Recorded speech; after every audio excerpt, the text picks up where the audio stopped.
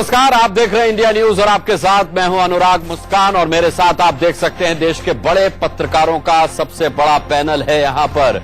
क्यों है ये पत्रकार हमारे साथ? मैं इंट्रोडक्शन करा दूं। मेरे साथ प्रदीप सिंह जी बैठे हुए हैं, वरिष्ठ पत्रकार एनके सिंह साहब यहां स्टूडियो में मौजूद हैं। अवधेश कुमार हमारे साथ स्टूडियो में मौजूद हैं। अनुज गुप्ता जी हमारे साथ यहां स्टूडियो में मौजूद हैं। इसके अलावा मानस बनर्जी हमारे साथ स्टूडियो में मौजूद हैं। श्री कृष्णा जी हमारे साथ यहां स्टूडियो में मौजूद हैं।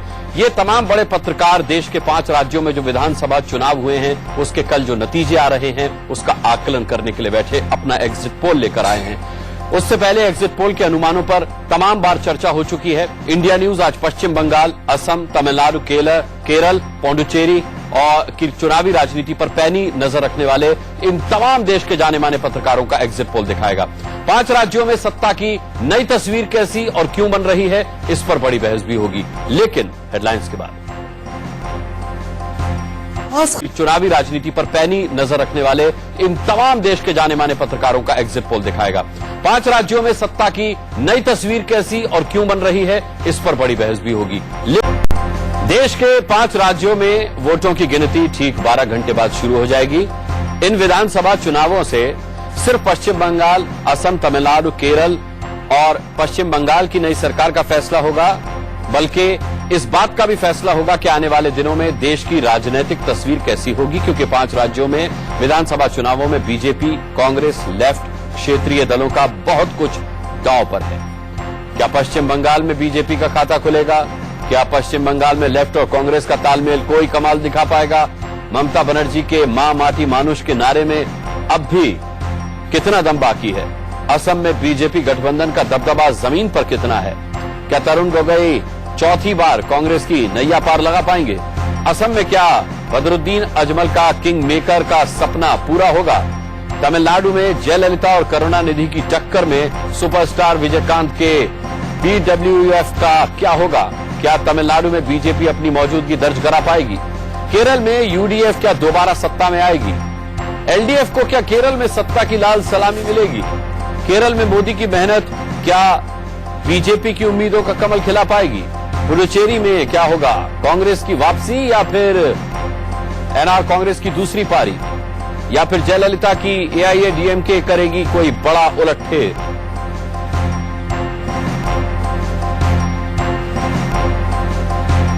इन तमाम सवालों पर एग्जिट पोल के अनुमान आप देख चुके हैं। आज इंडिया न्यूज इन 5 राज्यों पर देश के जाने माने पत्रकारों का एग्जिट पोल आपको दिखाने जा रहा है। देश के वरिष्ठ पत्रकारों के अनुमान का आधार क्या है, कौन से मुद्दे वोटर्स के बीच रहे, इन पर बड़ी बहस भी हम करेंगे। इस स्पेशल शो में हमारे साथ जो पत्रकार हैं मैं उनका इंट्रोडक्शन करा चुका हूं। मेरे सबसे करीब प्रदीप जी बैठे हुए हैं और जैसे जैसे मैं इन वरिष्ठ पत्रकारों का नाम बुलाऊंगा यहां पर आकर आप अपना आकलन प्रस्तुत करेंगे। प्रदीप जी, सबसे पहले आपका आकलन क्या कहता है? आपका एग्जिट पोल क्या कहता है? पश्चिम बंगाल की सबसे पहले बात हो जाए। अनुराग जी, मैं अपना आकलन बताऊं उससे पहले एक स्पष्टीकरण देना जरूरी है कि इन 5 राज्यों में से कहीं भी मैं चुनाव कवरेज के लिए नहीं गया था, इसलिए व्यक्तिगत अनुभव के आधार पर यह आकलन नहीं है। ये आकलन आधारित है न्यूज़पेपर रिपोर्ट्स, टीवी रिपोर्ट्स और एग्जिट पोल के जो नतीजे आए हैं उन सबका मिला जुला असर है। इसलिए इनके गलत या सही होने की उतनी ही संभावना या आशंका है जितनी की ये इन रिपोर्ट्स। डिस्क्लेमर दे दिया आप जी। चलिए, तो पश्चिम बंगाल की बात करें तो मेरे हिसाब से तृणमूल कांग्रेस को 190 सीटें, लेफ्ट और कांग्रेस का जो गठबंधन है, जो सीटों का तालमेल था उस तरह से गठबंधन औपचारिक रूप से नहीं था जी, उसको 96 सीटें, 96 सीटें और बीजेपी और अदर्स को 8 सीटें मिलने की उम्मीद है। 8 सीटें मिलने की उम्मीद है आपके मुताबिक। आपने इसका कारण क्या है? ये जो फिगर्स मैं कोट कर रहा हूं उसमें एक ये है कि जिस तरह का चुनाव हुआ है पश्चिम बंगाल में, उससे एक बात दिखाई दे रही है कि लेफ्ट और कांग्रेस पर, खास तौर से लेफ्ट की बात करें तो पश्चिम बंगाल के मतदाताओं का भरोसा अभी लौटा नहीं है। कांग्रेस के साथ जाने से जो भ्रष्टाचार का मुद्दा तृणमूल के खिलाफ था वो उसकी धार भोथरी हो गई जी। वो मुद्दा उतना असर नहीं कर पाया ऐसा लगता है जी। जिस तरह की रिपोर्ट्स आ रही हैं, जो एग्जिट पोल के नतीजे हैं, उन सबको देखते हुए कैंपेन में जिस तरह की बॉडी लैंग्वेज नेताओं की दिखी, उन सबको अगर आप देखें तो उससे लगता है कि ममता बनर्जी को लोग अब भी लेफ्ट की तुलना में बेहतर मानते हैं। उनसे नाराजगी है, उनसे सवाल हैं बहुत सारे। इसके बावजूद उनको लगता है कि ममता को हटाकर लेफ्ट को लाना सही नहीं होगा। मानस जी, क्या कहेंगे आप प्रदीप जी के पश्चिम बंगाल के आकलन पर? यहां से बोलूं? जी बिल्कुल, वहीं से बोलिए। उन्होंने सही बताया। ममता जी के बारे में एक्चुअली मैं बोलूं तो ये ममता जी आने का पहले 2011 साल में इलेक्शन में चुनाव में जो जीत के आई, उसका पहले 34 साल था लेफ्ट का राज था। वो लेफ्ट राज को जो आपने देखेंगे, मैं तो वहां पे था, देखा है अपना आंखों में।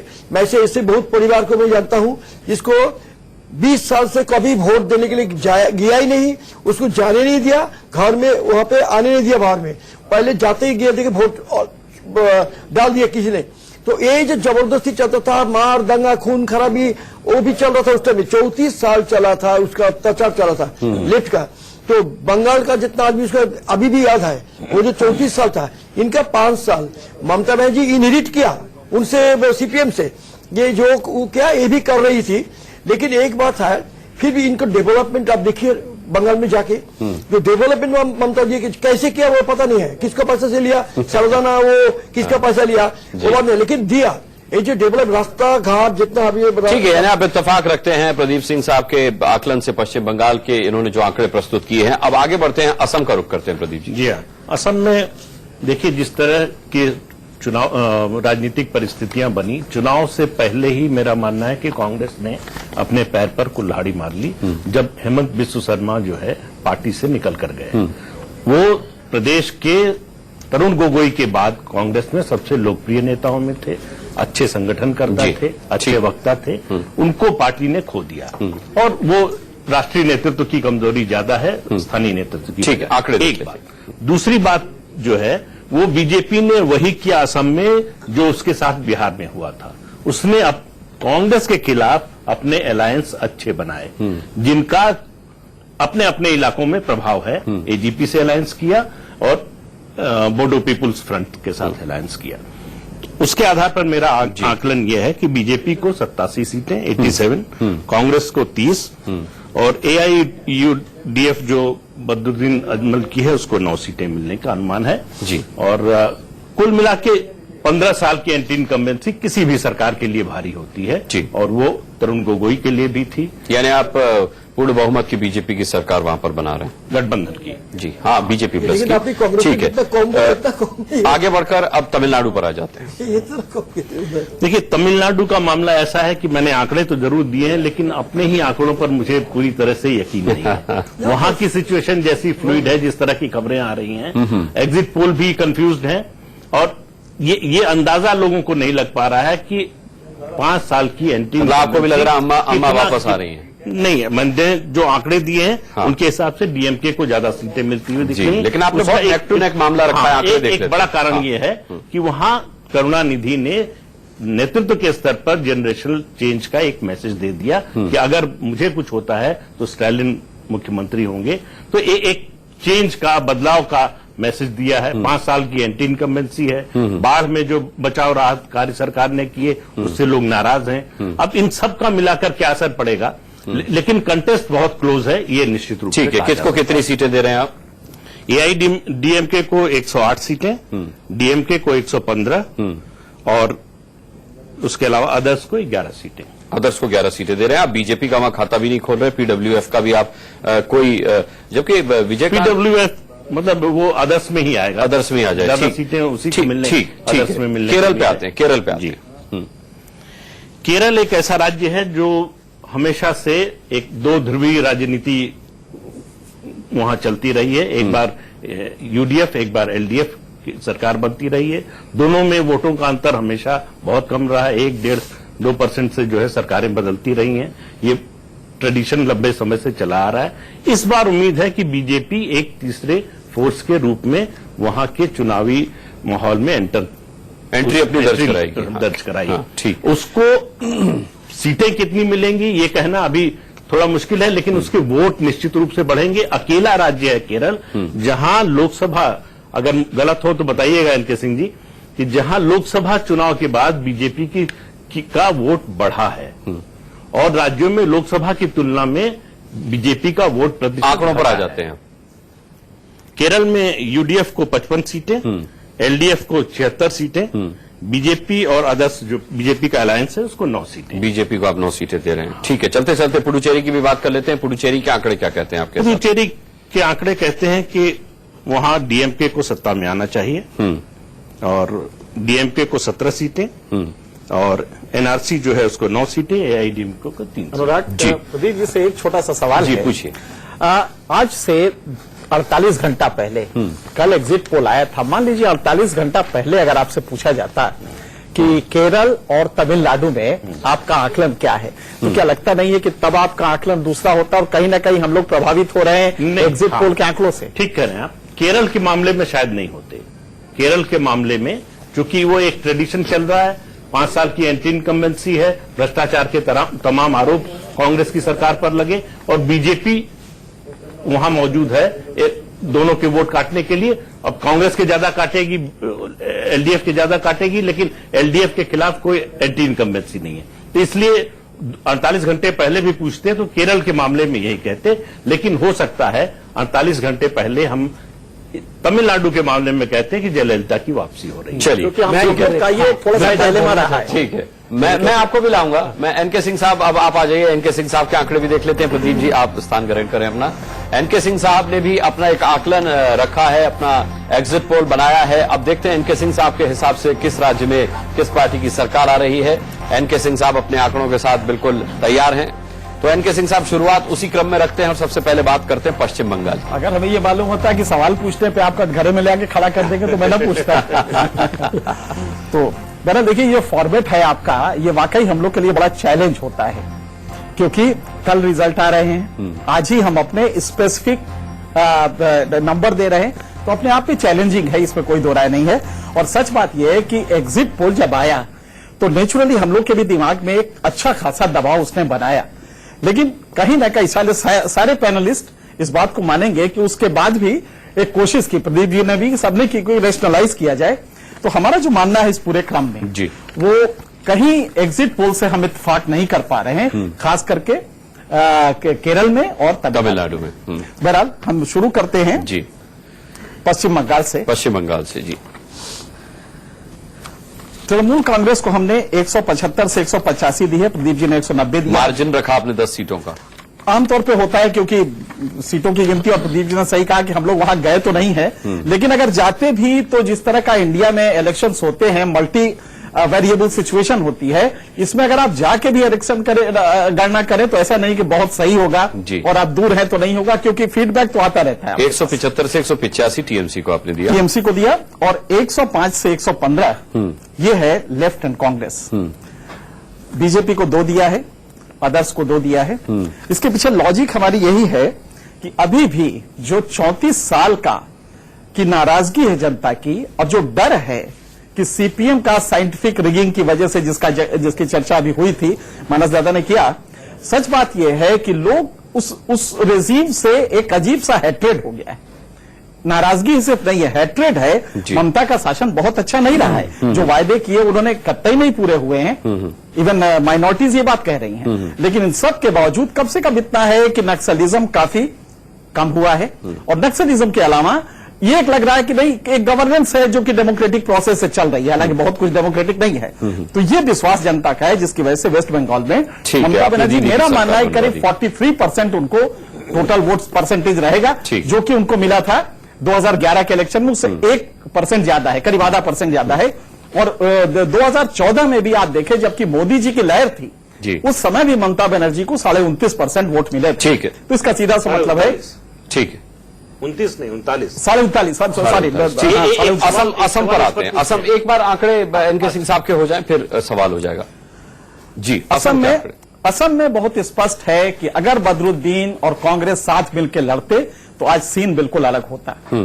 काफी कुछ बदल चुका होता, और खास करके लोअर आसाम में लगभग अधिकांश सीटें इनके पास जाती।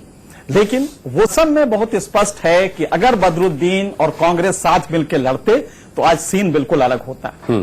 काफी कुछ बदल चुका होता, और खास करके लोअर आसाम में लगभग अधिकांश सीटें इनके पास जाती। लेकिन वो सिचुएशन नहीं आई, दोनों अलग अलग लड़े। नतीजा ये हुआ कि बीजेपी को एडवांटेज, और ये एडवांटेज ध्यान रखिएगा आपको बीजेपी का नहीं है, ये संघ का जो 25 साल का वहां कार्य है, जिसकी वजह से एक पोलराइजेशन हुआ है और वैलिड हुआ है, क्योंकि लगातार आप इग्नोर कर रहे थे उनके डिमांड्स को, और लगातार माइग्रेशन से जो हो रहा था, जिसकी वजह से डेमोग्राफिक चेंजेस हो रहे थे, उसको लेके जनता में नाराजगी थी, संघ ने किया। और आप ताजुब करेंगे कि जहां राष्ट्रीय स्तर पे बीजेपी को 18 साढ़े 18 मतलब 31% वोट मिले हैं, वहां पे असम में 36% साढ़े 36% वोट मिले हैं। इसका मतलब है कि नेशनल एक्सेप्टेबिलिटी से ज्यादा बीजेपी की एक्सेप्टेबिलिटी असम में रही है। ठीक है। तो वो मेरे ख्याल से सीट कितनी दे रहे हैं? सीट 75 से 80 बीजेपी प्लस को 75 से 80 और कांग्रेस को 30 से 35, यूडीएफ को 10 से 12 और अदर्स को 4 से 6। ये हमारा मानना है। तमिलनाडु पे आ जाते हैं। तमिलनाडु में क्या कहते हैं आपके आंकड़े? तमिलनाडु में अम्मा को कितनी सीटें दे रहे हैं? जी, मेरा यही डायलेमा है कि मैं अभी भी मानता हूं कि अम्मा सरकार बनाएंगे। अच्छा, हो सकता है कि मैं गलत हो जाऊं, और ये रिस्क मैं 40 साल के अपने अनुभव के बाद भी ले रहा हूं, लेकिन ये मैं मान के चलता हूं। और मेरे ख्याल से मेरे और भी दोस्त हैं, वो भी यही रिस्क ले रहे हैं कि कहीं ना कहीं मुझे लगता है कि कोई वो कारण नहीं है कि अम्मा न जीते। हालांकि हम आपको एक फैक्ट दे दें कि पिछले 50 साल में जब भी कांग्रेस के साथ कोई पार्टी लड़ी तो वो हमेशा जीती है 2 बार को छोड़ के, एमजीआर के टाइम में और पिछली बार। अब ये तीसरी बार होगा आपके हिसाब से? ये मेरे ख्याल से तीसरी बार होगा। उसकी वजह है कि कांग्रेस का सपोर्ट बेस लगातार गिरता गया है। अब इस समय 4-5% पे रह गई है। सीटें कितनी दी आपने अम्मा को? अम्मा को सीटें 110 से 115, 110 से 115, ठीक। और डीएमके को 100 to 105, पीडब्ल्यूएफ 10 से 13, बीजेपी को 2 से 5, अदर्स को 4। ठीक है, ये आपका तमिलनाडु का आकलन है। तुरंत केरल के आकलन पर आ जाते हैं। केरल में क्या कहते हैं आप? केरल में बहुत सोचा, बहुत अपने दिमाग को दौड़ाया, लेकिन अंत में मुझे मानना पड़ा कि एलडीएफ को स्लाइट एज रहेगा। एलडीएफ को स्लाइट एज इसलिए रहेगा कि लास्ट के दौर में आप देखें तो जो ट्रेडिशनल वोट थे यूडीएफ के, वो तो उनके थे, लेकिन बीजेपी के आने की वजह से आप देखें जिस तरह मार्क्सिस्ट और संघ के बीच में मारपीट हुई, उससे एक पोलराइजेशन हुआ। और मुस्लिम्स, और केरल में मुस्लिम्स की पॉपुलेशन आप जानते बहुत ज्यादा है, परसेंटेज ज्यादा है, तो मुस्लिम्स वहां पे अचानक आप देखेंगे कि वो शिफ्ट करके लेफ्ट में अपना सेवियर देखने लगे कि लेफ्ट हमें बचाएगा। इसलिए जो यूडीएफ का वोटर मुस्लिम था वो शिफ्ट हुआ, क्रिश्चियन शिफ्ट हुआ, और ये मुझे लगता है कि एक स्लाइट चेंज हुआ, जिसकी वजह से जैसे जैसे बीजेपी इमर्ज करेगी, माइनॉरिटी कंसोलिडेशन बढ़ेगा, इवन क्रिश्चियन कंसोलिडेशन बढ़ेगा, और इसकी वजह से एलडीएफ मजबूत। सीटों पर आ जाते हैं। केरल में 63 से 68 यूडीएफ जी, एलडीएफ को 68 से 73, बहुत एकदम 50-50 मामला रहा। हाँ, लगभग 50 से ज्यादा हो सकता है। एलडीएफ को 4-5 सीटें ज्यादा मिले और वो सरकार बनाने की स्थिति में हो। बीजेपी को 2, अदर्स को 2, और ये क्रूशियल हो सकते हैं। ये 2-2 लेके क्रूशियल हो सकते हैं। चलते चलते पुडुचेरी का भी आंकड़ा बता दीजिए। पुडुचेरी में देखिए, वहां की सरकार ने बहुत अच्छा किया है। ये कहना गलत होगा कि सरकार बहुत अच्छा नहीं कर रही थी। सरकार ने कुछ जो मेजर्स लिए थे वो बहुत अच्छे थे, और अभी हाल में जो टूरिज्म से वहां पे काफी कुछ होता है, टूरिज्म रोड एक्सीडेंट को लेकर भी काफी नाराजगी है, जिसकी वजह से कुछ प्रोजेक्ट्स लाए हैं, करीब 70 करोड़ के नए प्रोजेक्ट्स लाए हैं। तो सरकार उस लिहाज से कतई वो नहीं थी, लेकिन एक चेंज की वो हम देखने में आ रही है। पल्पेबल वो है कि एक चेंज होना चाहिए, और इसकी वजह से मैं समझता हूं कि कांग्रेस को एज है, और कांग्रेस 14 से 16 सीटें ले जाएगी, एनआरसी ले जाएगी 9 से 11, ठीक है, एआईडीएमके 3 से 5, अदर्स 2, अदर्स के खाते में 2। ठीक है, इस पर हम चर्चा करेंगे। एनके सिंह साहब, बहुत बहुत धन्यवाद आपका। अभी आप अपना स्थान ग्रहण कर सकते हैं। मैं मानस दा को बुलाना चाहूंगा। मानस जी आए अपने आकलन के साथ। बड़े ही दिलचस्प आंकड़े हमारे वरिष्ठ पत्रकार साथी जो हैं वो यहां पर रख रहे हैं। जिस तरीके से हमने देखा, एनके सिंह साहब अम्मा की सरकार देख रहे हैं तमिलनाडु में, और साफ तौर पर अपने 40 साल के अनुभव का हवाला उन्होंने दिया। अब देखते ये हैं कि मानस बनर्जी का आकलन क्या कहता है। वही क्रम हम रखेंगे, और आपका फील्ड ऑफ इंटरेस्ट भी सबसे ज्यादा पश्चिम बंगाल ही है। मानस जी, आपकी पैनी नजर उस पर ज्यादा रहती है। असम भी है। हाँ, नहीं बिल्कुल है, लेकिन आप चूंकि बंगाली हैं तो मुझे लगता है कि आप तो से ही शुरू करें। हाँ, पश्चिम बंगाल से शुरू। पश्चिम बंगाल से शुरू करते हैं। बोलिए, क्या बोले? पश्चिम बंगाल में क्या आपका आकलन है? क्या किसको आकलन तो है, मैं यहाँ पे थोड़ा बोलना चाहता हूँ जी, कि अभी देखिए, जितना टेलीविजन चैनल में देखा, सब जगह आपने देखा है कि इतना वायलेंस हुआ, बहुत कुछ हुआ, ऐसे भी हुआ जो बम विस्फोट हुआ, वो घर से किसी को बन, और ये पहली बार हुआ जो इंडिया में एक चुनाव में जहां पे ड्रोन से, आपने तो ड्रोन अप्लाई किया, ड्रोन से सुपरवाइज कर रहा था ऊपर से कहां पे क्या गड़बड़ हो रहा कि नहीं है, जहां तो पूरे एरिया मणिपुर एरिया में हुआ, और 70,000 पैरामिलिट्री फोर्स गया था यहाँ से कंट्रोल करने के लिए। तो इतना जबरदस्त होने के बावजूद भी ममता बनर्जी का एक जो चीज है, मैंने कुछ काम किया लेकिन वो कुछ हुआ भी नहीं है। लेकिन काम जो मेनली छोटा छोटा, मैंने एक बार पहले भी बोला था, ये 50,000 रुपया करके जो गरीब घर है ना, गरीब घर जहां लड़की है, गरीब घर की लड़की शादी होने वाले है और होने के लिए पैसा नहीं है, सबके घर में 50,000 रुपया करके दिया गया, जितना है वेस्ट बंगाल में, कि इसका जब शादी का टाइम आ जाएगा शादी दिया जाए। तो ये जो गरीब के लिए थोड़ा थोड़ा किया है, इसमें अपना सबका अंदर में थोड़ा थोड़ा। ठीक है, अब देखते हैं आपने किसको कितनी सीटें दी हैं। सीट तो दी है। अच्छा, मैंने देखिए जो अभी एग्जिट पोल में दिखाया गया 212, 235, एग्जैजरेशन ज्यादा ही है, इतना नहीं होगा, जितना भी होगा लेफ्ट इतना नीचे गिरने वाले है नहीं। अच्छा, अभी ममता बनर्जी का पार्टी को मैंने दिया 171, 171, और लेफ्ट एंड कांग्रेस को दिया 111। अच्छा, बीजेपी को मैंने 8 सीट दिया, कारण कि हमें एक टैसिट अंडरस्टैंडिंग था, अभी भी है, ममता बनर्जी के साथ बीजेपी का है, जो एंटी ममता का जो वोट है वो सीपीएम में ना जाए, इसीलिए वहां पे अंडर करंट चल रहा था। इसमें से बीजेपी कई जगह में, मैं लिस्ट भी दे सकता हूँ, मादारीपुर है, कालचीनी है, वो जो नॉर्थ बंगाल में मालदा है, इस जगह बीजेपी का सीट मिलेगा।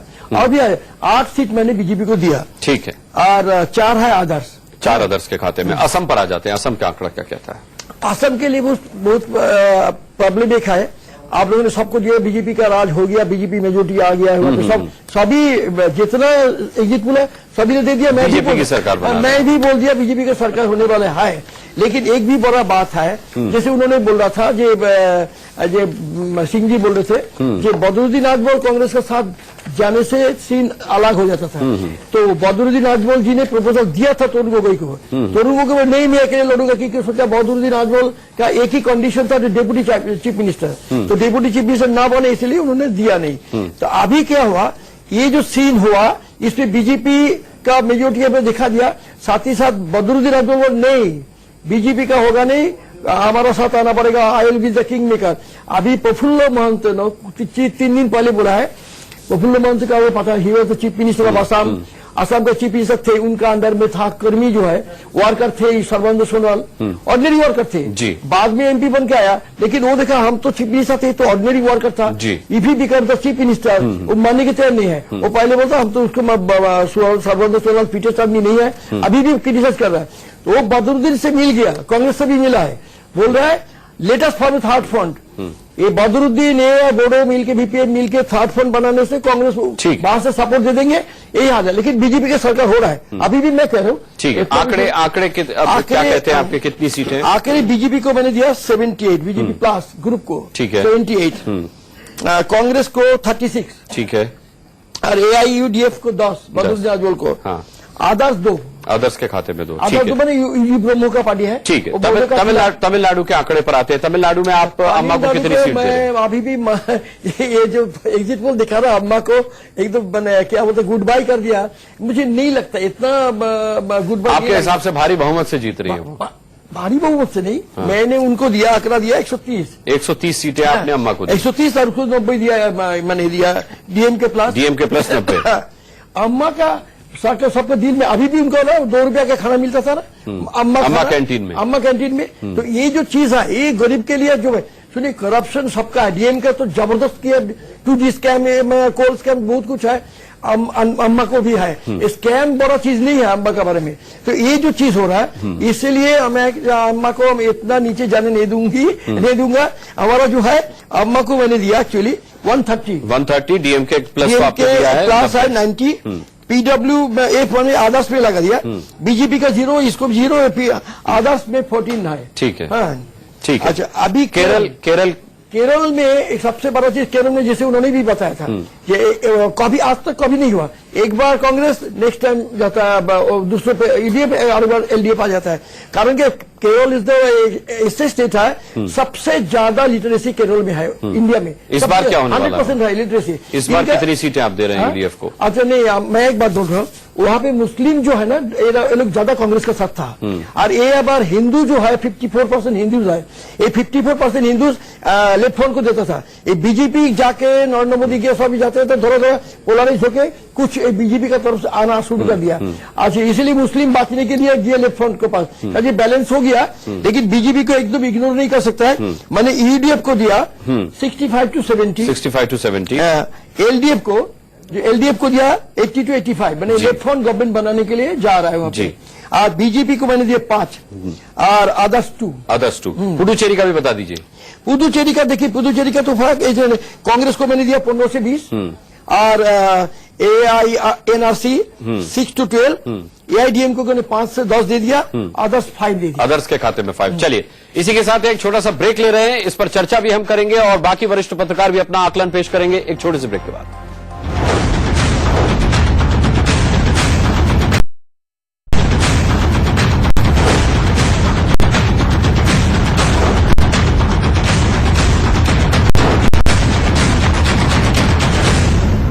तो 5 राज्यों में किसकी बन सकती है सरकार? आप देश के बड़े पत्रकार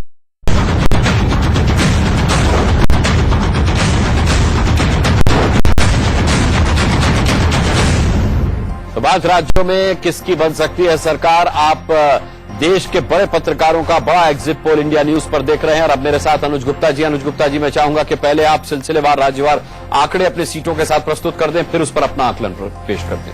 देखिए, मेरा मानना है कि पश्चिम बंगाल में कांग्रेस और वामपंथी वाम मोर्चे के मजबूत गठबंधन के बावजूद ममता बनर्जी फिर से सरकार में आ जाएंगी। उनको 170 के आसपास सीटें मिलनी चाहिए जी। कांग्रेस और लेफ्ट को मिलकर के 109, भाजपा को 15 सीटें मिलने का मेरा अनुमान है जी। और असम में भाजपा अपने स्पष्ट बहुमत के साथ, अच्छा, यानी चाय बागान के आदिवासी श्रमिक जो कहते पदम फूल बीजेपी, उसको स्पष्ट बहुमत के साथ उसकी सरकार बनेगी। उसकी गठबंधन को 80 सीटों का मैंने अनुमान लगाया है। 80 सीटें। और कांग्रेस को 30 सीटें, एयूडीएफ को 16।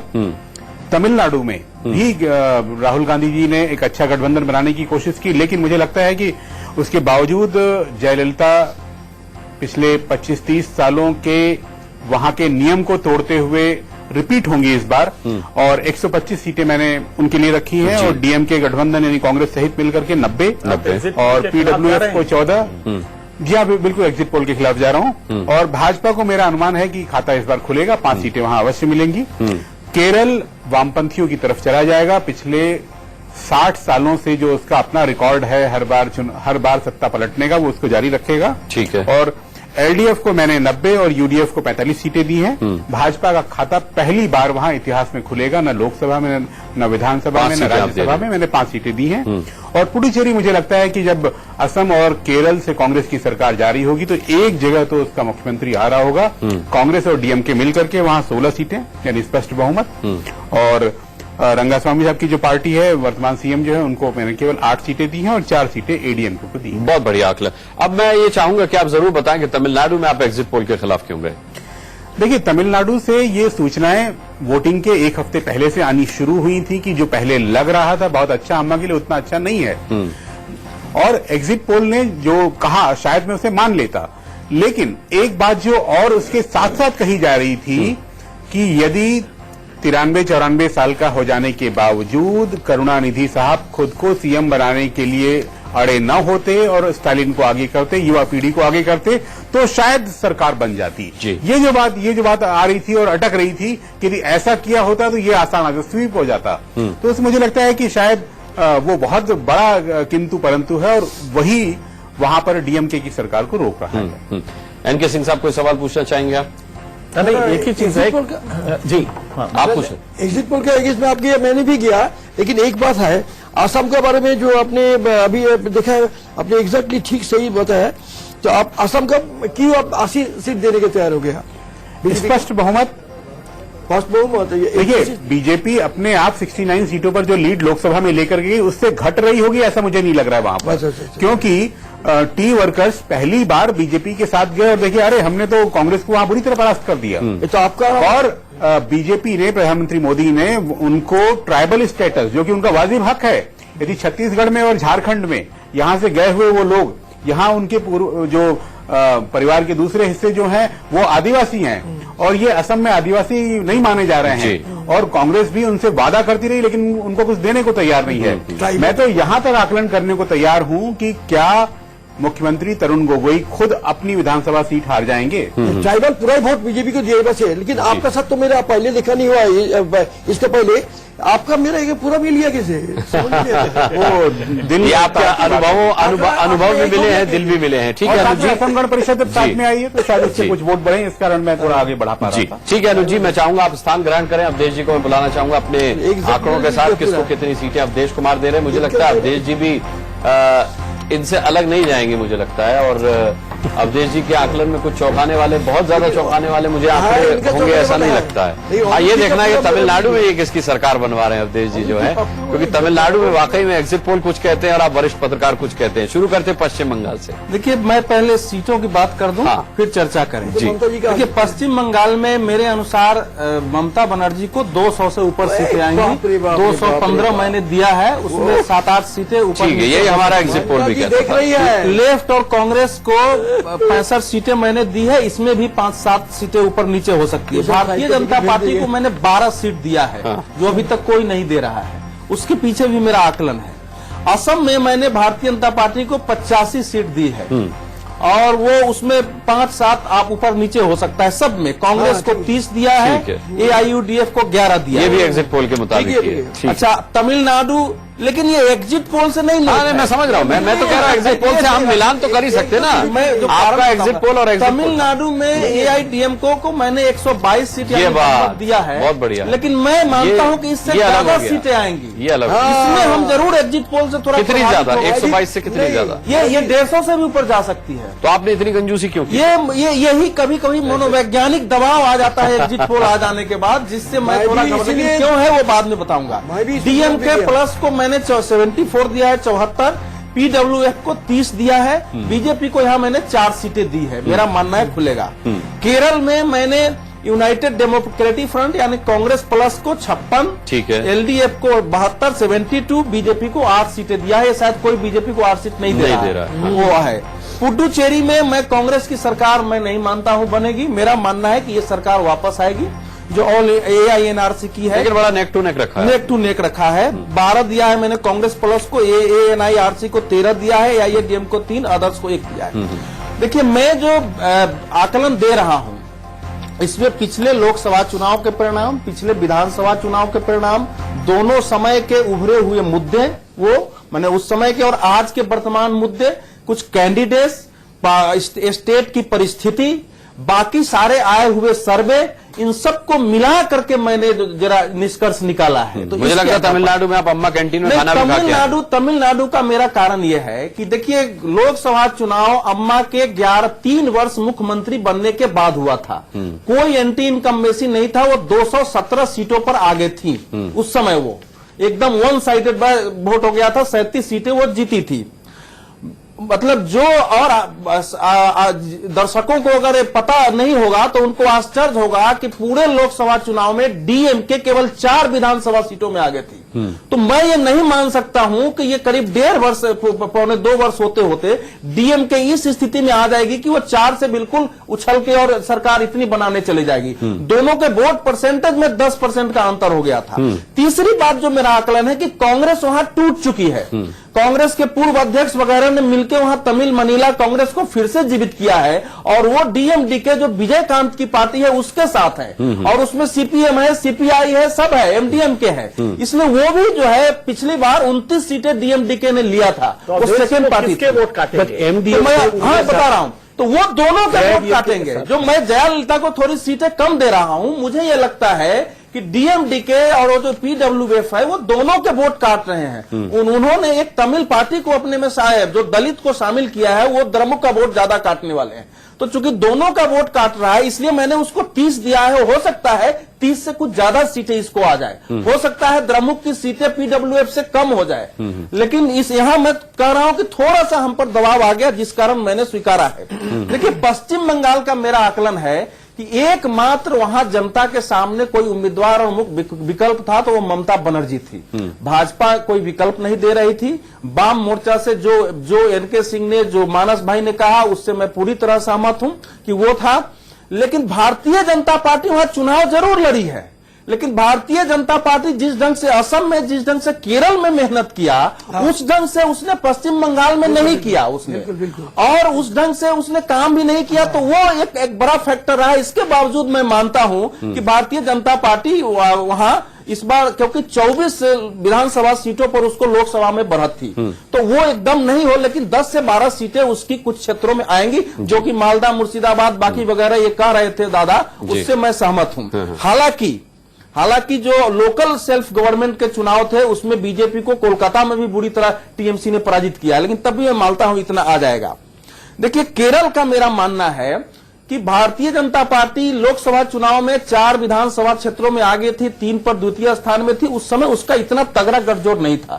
इस बार जो उसने धर्म जनसेना के साथ गठजोड़ किया और बाकी 2 पार्टियों को मिलाया है, तो थोड़ा उसका सशक्त हुआ है। उसने ये नहीं देखा है कि कौन पार्टी जीते, हमको कितने अधिक से अधिक वोट आ जाए। तो इसीलिए मैं मान रहा हूं कि धर्म सेना को 1-2 सीटें आ जाएगी, 5 या 6 इनको आ सकती है, तो 8 सीटें इनको आएगी। लेकिन एलडीए बहुमत के करीब पहुंच सकती है, क्योंकि भारतीय जनता पार्टी की सशक्तता देखते हुए मुस्लिमों ने बहुत क्षेत्रों में रणनीतिक मतदान किया है और वो एलडीएफ के पक्ष में गया है। ठीक है, चलिए यहां एक छोटे से ब्रेक का वक्त हो गया है, लेकिन ब्रेक के बाद जब आएंगे तो हॉट सीट पर वरिष्ठ पत्रकार श्री कृष्णा जी होंगे और देखेंगे 5 राज्यों में वो किसकी सरकार बनवा रहे हैं। ब्रेक के बाद लौटते हैं।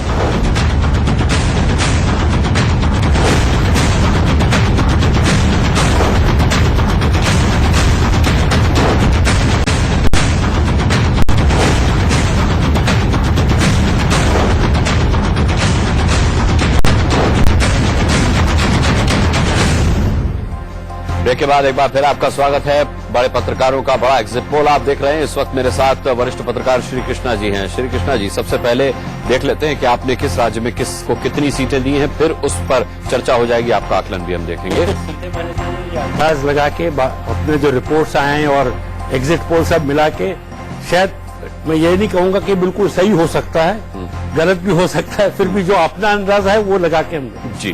तो शुरू करते हैं। चलिए पश्चिम बंगाल से। पश्चिम बंगाल में मैंने टीएमसी को 205 दी, ठीक है, और लेफ्ट वामपंथ और ये कांग्रेस का 80, ठीक है, और भाजपा का 5, बाकियों का 4 अदर्स के खाते में 4। हाँ। ठीक है, अब असम की बात असम के लीजिए, उसमें मैंने भाजपा का 70 दिया है और कांग्रेस का 30, ठीक है, और एआईडीएफ 10 और अन्य 16, अन्य के खाते में 16, ठीक है। और तमिलनाडु में मैंने तो अम्मा का दिया। आपको तो देना ही था अम्मा को। नहीं, देखिए उसमें एक बात आपको कहना है, काफी चीजें हैं इसमें। जैसे एक तो आपको करुणानिधि के फैमिली में जो लड़ाई झगड़ा है, जैसे आर्यगिरी ने कहा पहले ही, चुनाव के पहले, कि मैं तो इनको सपोर्ट नहीं करूंगा। ठीक है, इन्होंने तो कह दिया कि मैं कैंडिडेट हूं सीएम।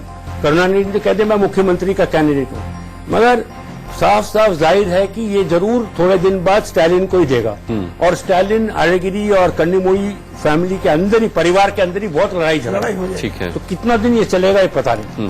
तो इस, और दूसरा है, जब ये जो फ्लड हुआ था पहले बार तमिलनाडु में, उसके बाद जयललिता ने काफी काम किया है, और जो पुअर, जो झुग्गी झोंपड़ी वाले इलाके हैं, वहां पे काफी एड दिया है। ठीक है, और एक और चीज है, आपका जो वोट बैंक है वो वही है, मिडिल क्लास का इतना नहीं है जितना वो जो पुअर स्लम कॉलोनीज का है। मद्रास में उसने काफी काम किया है और इससे काफी बढ़ावा मिला है जी। और डीएमके प्लस को आप कितनी सीट दे रहे हैं? इसको अन्ना द्राविड़ को 126, डीएमके कांग्रेस को 95, पीडब्ल्यूएफ को मैं नहीं दे रहा हूँ, और भाजपा को 1। ठीक है, और दूसरा है विजयकांत और वो कॉम्बिनेशन जो है वाइको, इनकी चलती नहीं है। विजयकांत पिछले बार एआईडीएमके के साथ था, वो जो वोट मिला थोड़ा सा, अब ये अलग हो गया तो शायद वो वोट भी कट जाएगा, जो था वो भी एआईडीएमके को ही जाएगा।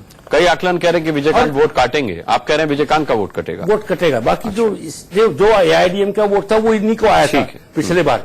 और दूसरा है कि एक बात बताइए, एआईडीएमके शायद पहली बार बिना किसी अलायंस के गई है। हाँ, अदरवाइज छोटी छोटी पार्टियों को मिलाकर साथ लड़ते थे। पिछले बार इसका सीपीएम वगैरह थे। सीटें उसने अलायंस को दिया है, छोटी छोटी पार्टी है। नहीं, इस बार नहीं है। हाँ नहीं, 227 खुद है और 7 उसने अलायंस को दिया है, छोटे मोटे इतने नहीं है, लेकिन वो सब इन्हीं के चुनाव से एक और इसमें एक ही यह काफी बड़ी चीज है कि महत्व बात यह होगी कि पहले बार जो सरकार में, जो पार्टी सरकार में तो फिर वापस आ रही है, इतिहास में पहले बार होगा तमिलनाडु में। एक बात है, अलायंस करने से अच्छा होता था क्या? अलायंस होता तो अच्छा होता था डीएमके के लिए। देखिए वहां ना एक अम्मा का भी इमेज बन गया है उधर। अब इससे अच्छा क्या होगा कि ये सरकार बना रहे हैं पूर्ण बहुमत की। हाँ, मैं भी बना दिया, मैं भी बना दिया, ये भी बना दिया। इससे अच्छा क्या होगा? हम केरल पे आते हैं सर। अच्छा, केरल पे मैंने तो एलडीएफ को 80 दिया है 140 में। हाँ। केरल में तो इतिहास यही है कि पहले यूडीएफ फिर अगले बार एलडीएफ, यही चलता है। ठीक है। और बीजेपी अगर बीजेपी को मैंने 2 दिया है, 2 भी अगर आ जाए तो मैं तो समझता हूँ बहुत बड़ी बात है, बहुत महत्वपूर्ण बात है। बीजेपी ऐतिहासिक बात है कि खाता खुलेगा, खाता खुलेगा वो बहुत अच्छा। दूसरा हैरान हो गई, काफी बढ़ेगा, परसेंटेज बढ़ेगा। दूसरा एक और है कि तमिलनाडु और केरला में आरएसएस बहुत काफी इन्फ्लुएंशियल है, मगर कभी वोट कन्वर्ट नहीं कर पाए, क्योंकि तमिलनाडु में एक सबसे बड़ी बात है, आरएसएस ठीक है डिसिप्लिन के लिए हम जाते हैं, मगर भाजपा को आज भी हिंदी पार्टी समझ के वोट नहीं मिलता है। अब चाहे कुछ भी कर लीजिए, और जब तक आप एक द्रविड़ीय पार्टी के साथ नहीं जाएंगे, भाजपा या कोई भी यहाँ का पार्टी हो, वो आपको वोट नहीं मिलेगा। ठीक है, पुडुचेरी के आंकड़े। पुदुचेरी तो मैंने तो खैर कांग्रेस और डीएमके का जो है वो ही बनाई सरकार। इसके अलावा आपने किसको कितनी सीटें दी हैं? कांग्रेस प्लस को आपने 17 सीटें दी हैं। 17 एआईडीएमके 10 और बाकी अन्य 3। बाकी उनके खाते में 3। आप में से कोई सवाल पूछना चाहेगा कि? नहीं, एआईडीएमके को ही लेकर मेरा सवाल है कि बाढ़ में जो कुछ हुआ उसके बाद 5 साल की एंटी इनकम्बेंसी, जो आपने स्टालिन की बात कही, करुणानिधि को लगता है फीडबैक मिला था। बीच कैंपेन में उन्होंने अनाउंस किया कि मुझे कुछ होता है तो स्टालिन चीफ मिनिस्टर होगा, तो एक तरह से उन्होंने सक्सेशन तय कर दिया। परिवार में जो झगड़ा था, मगर बाद में उन्होंने ये कैंपेन किया ना कि मैं ही मुख्यमंत्री बनूंगा। हाँ, नहीं, उन्होंने भाई साहब भी वही कह रहे हैं कि मुझे कुछ हुआ तो वो आए, तो मुझे लगता है यही बहुत नुकसान कर गया। सोच रही होगी कि अगर कुछ नहीं हुआ तब परिवार के झगड़े का जनता को तो ये मैसेज मिला, कुछ नहीं हुआ तो यही चलेगा, ये करुणानिधि रहेंगे। क्योंकि देखिए इसका फायदा हुआ, उसका नुकसान। मैं अगर अपने आप को प्रोजेक्ट करूं तो शायद फैमिली में भी यूनिटी हो सकता है और मैं आ सकता हूं, मगर अंडर करंट वहां इतना स्ट्रांग है स्टालिन और इसके दोनों के बीच में आएगी, बड़ा मुश्किल है। एक बात तमिलनाडु के बारे में और है अनुराग जी, कि वोट जो है परसेंटेज करीब 5% वोट घटा है जी। लोकसभा से भी और विधानसभा से भी वोट घटे हैं। तो वोट घटने का जो अर्थ है कि या तो किसी को सरकार से हटाने के लिए कोई लहर नहीं है और किसी को सरकार में वापस लाने के लिए भी कोई लहर नहीं है जी। तो वोट परसेंटेज घटने का ये भी अर्थ होता है। चलिए, तो पूरे देश ने देखा, देश के वरिष्ठ पत्रकारों का बड़ा एग्जिट पोल। कल 8 बजे से वोटों की गिनती शुरू होगी, नतीजे आने शुरू हो जाएंगे। इंडिया न्यूज इसके लिए खास तैयारी कर चुका है। हम सबसे पहले सबसे तेज नतीजे आपके लिए लेकर के आएंगे। सुबह 6 बजे से हम इस पर पेशकश अपनी शुरू कर देंगे, तब इंडिया न्यूज देखना मत भूलिएगा। फिलहाल अभी इस पेशकश में इतना ही। वक्त एक छोटे से ब्रेक का है। आप सभी का बहुत बहुत धन्यवाद।